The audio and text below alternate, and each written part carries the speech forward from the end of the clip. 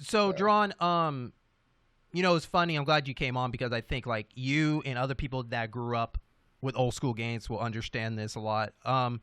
So I've been having a little bit of like retro RPG itch lately, oh and so I've been playing a lot of the games that are inspired by retro RPG games and just playing RPG games. Um, so one game I played and I was liking it at first, but then it just had too many issues with things that just bothered me, so I kind of stopped. I got this game on the Summerfest sale a while back, and it's called Crosscode, and okay. it got great scores. Everybody's talking about it. And I like the idea of it. It has that bit of like Chrono Cross. No, not really Chrono Cross. It feels like Secret of Mana meets Fantasy Star, in a way. And the reason Yeah, it's got that 16-bit look. yeah, it's like Fantasy meets Fantasy Star Online because the music reminds me of Fantasy Star Online, but basically you play a girl with amnesia that is stuck in the world of this fictional MMORPG, and you are accompanied with other players in that world as you journey and trying to figure who you are, and then do all this kind of stuff. And Okay. it's very action based, from not only with the hack and slash, but also like kind of your range shooting and stuff. And it's very fast paced. It's really fun. Everything like that, from upgrading your weapons and everything. It does have a bit of a balance problem, and the balance problem is the puzzles. The puzzles a bit of overrun with them, and it kind of ruins the flow of the game. And Too many puzzles? yeah, puzzles that too many puzzles that stop you too many times to think. Like like like Link to the Past, Zelda. That one's like one of my favorite. It's like my favorite Zelda of all time. But when you go in one of those temples, you got puzzles in there, but they're far in between, right? They're not like, you go to one room, you have to solve a puzzle, in the next room you solve a puzzle. Most of the time you go to a room to deal with something, to get a piece, to go back to another room to solve that puzzle, Yeah, right? almost Metroidvania-ish. Yeah, but like top down, right? This game goes where everything's a puzzle in almost every single room, and then maybe some rooms have some fighting in, and then it just overdoes. And these puzzles to me are not the easiest.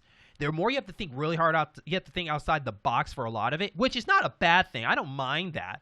But when they try to feel like they have to ante up every single time, it gets quite annoying. For example, in the first temple you go to, it's like I think it's like a forest temple or whatever it is, and it takes about 30 minutes to beat. You got a couple of floors, you're solving a puzzle, because the biggest things you're going to do with your puzzles is your power to throw things. And the way the game works with throw things is you can hold out the button and you can throw as many little these small orbs, kind of like a pea shooter for Mega Man. But if you space it out, when they power up, you can shoot a giant ball that can bounce off of things. Okay, so like the Mega Buster. Yeah.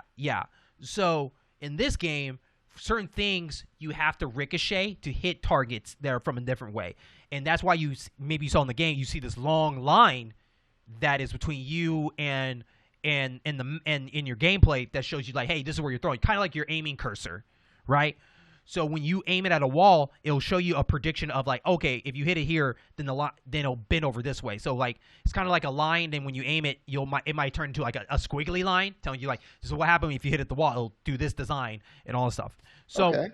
so in the game itself, through the temples, you'll get those challenges of like, hey, there is a switch all the way on the side, but you can't hit it straight up because there's a wall here. So maybe you have to do a V bounce to it, to bounce it and hit the target that way, So those are fine. I stopped playing after 30 hours at the fire 30 hours. Yeah, because each temple is very far away from each other. There's a lot of things you do before you go to that temple, in my opinion. Like there's a lot of side quests. There's a lot of story before you hit the next temple and whatever. Also, too, you can skip all that you want. It could probably take you 10 hours, maybe less. But me trying to do everything and level up, it took me about 30 hours to get to the next temple. Okay. So I think if I had to take that back, there was 2 temples I went to before I hit the fire temple. So there's 3. So level 30 and hitting 3 temples, that's a good pace. 10 for each one. So So this is where it's the longest one. There's about 30, maybe like 10 floors, and each one is just puzzle after puzzle after puzzle. So much that there's some areas where you have to hit 2 things at once, and you have to time it just perfectly. And sometimes you have to ricochet one, and you have to angle it just right. If you're not, you have to start it all over again. There's other areas where there's water, and you have to freeze that water, but it has a time limit before it turns back to water again. So you have to freeze it and then make sure you're aiming your bounce right, because if you mess up your bounce, then it's not going to aim right at target. So there's a lot of trial and error, but it's more of a nuisance to me. And so to me, it's just got overrun with too many puzzles, and that's what kind of burned me out from that. But for people that want to play this game, I'm not saying you should not. I don't say I don't recommend it. It's just it wasn't for me after I got burned out by some of these puzzles. But this game does a good job of the balance of the action. The level up grid is awesome. You have this giant diamond grid with different sections. So every time you learn a new element, there's a special grid for itself. So like you have your normal powers. Then if you have fire power, there's a special grid for that fire power and the special moves for that. There's ice, wind, all this stuff is really cool. The encyclopedia is awesome because like what it does is every shop you visit, you can go to your menu and go to your encyclopedia and go to traders, and then you can see all the people you have met and see what weapons they sold. So you don't have to worry about like, ooh, what is that weapon that was I wanted? And you have to run all the way back and figure out what it is and all this kind of stuff. Certain items in the game out in the field, like bushes, trees, and all that stuff, you can hit those, and if you hit enough, you can get items out of all those. After you get enough, after you click enough items in there, they'll unlock kind of an index card in your inventory.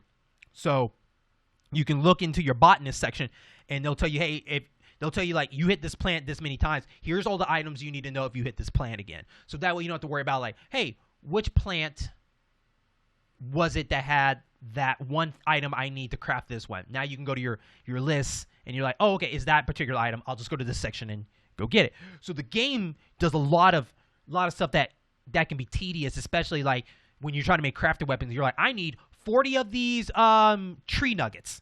Which item had that again? And then you can go to that list and then go to that section. And so the work for it pays off in that way, but the puzzles for me is the one that kills it for me. And so, yeah, I mean, I find it interesting. It's, you know, you said this girl is kind of like one of those isekai anime kind of stories, but it has crafting elements and traveling. Did you say from planet to planet? No, it's from it's a large planet with a lot of different sections, and okay, yeah, you can fast travel. Okay, yeah, so you can fast travel. Okay, I was about to say, it's like, man, planet to planet, they're trying to do some Phantasy Star, but, right? But no, even the character designs remind me of Phantasy Star Online, particularly.